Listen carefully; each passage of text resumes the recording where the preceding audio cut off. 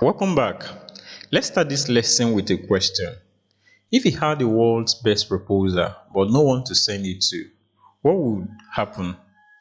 Absolutely nothing. That is why learning how to find funding opportunities is just as important as writing the proposal itself. In this lesson, we're going to explore where to find grants, how to track them, and how to make sure you are not wasting time on opportunities that does not fit. So we're going to be looking at where to look and how to track opportunities. Now, there are four major places you should always keep an eye on.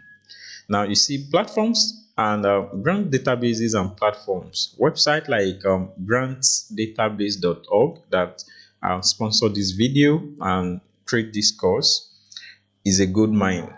So the list open calls, deadlines, eligibility, and sometimes even sample application forms. For example, on Grant Database, you can filter by focus areas like climate action, gender equality, or youth development. So in where to look for, the second place you could look for is donor and funder websites. Many big funders post opportunities directly on their websites. Funders like the Ford Foundation list regional calls. The European Union has open calls through its funding and tenders portal. In Africa, agencies like the Africa Development Bank and USAID Nigeria publish local opportunities. So in where to look for newsletters and networks.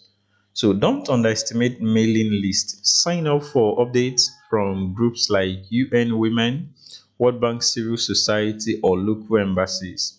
I've seen people win grants simply because they open a newsletter at the right time. Now, the fourth place you can look for or where to look is social media and community groups.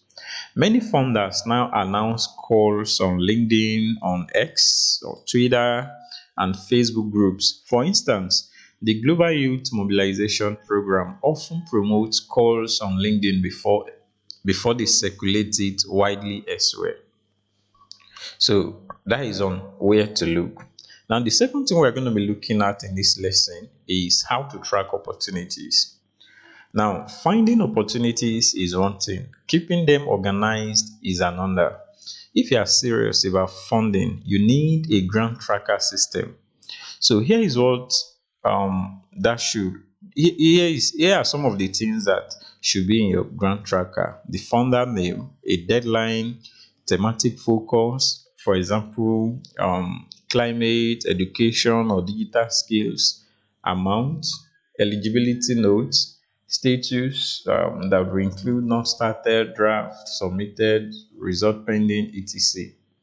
For example, imagine you are tracking the UNICEF Innovation Fund, digital skills for youth, and the deadline is October 20, focus, tech and education, and that. So, how to track opportunities with a tracker, you can see it at a glance where you stand and avoid missing deadlines. Now, choosing the right opportunities, the mistake that most beginners make is that they apply for everything they see. And that is a recipe for burnout. Instead, ask these three quick fit questions. Number one, do we match the theme? Now, if the call is about climate action and your project is about music festival, skip it. That is not for you. The second thing you look at in choosing the right opportunity is that do we meet the eligibility? So some funders only support registered NGOs, some youth under 35 or projects in certain countries. So don't waste time if you don't qualify for these things. Now the third question is, do we have time to prepare a strong application? A deadline in 3 days for a 20-page proposal, that is a trap. Just choose wisely. So, for example, the United Nations FAO Global Agri-Node Challenge is fantastic, but it requires a solid agri-tech solution.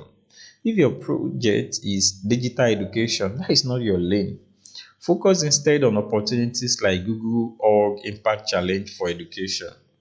And remember, Better to submit 3 strong targeted proposals than 15 rushed weak ones. See you in lesson 2.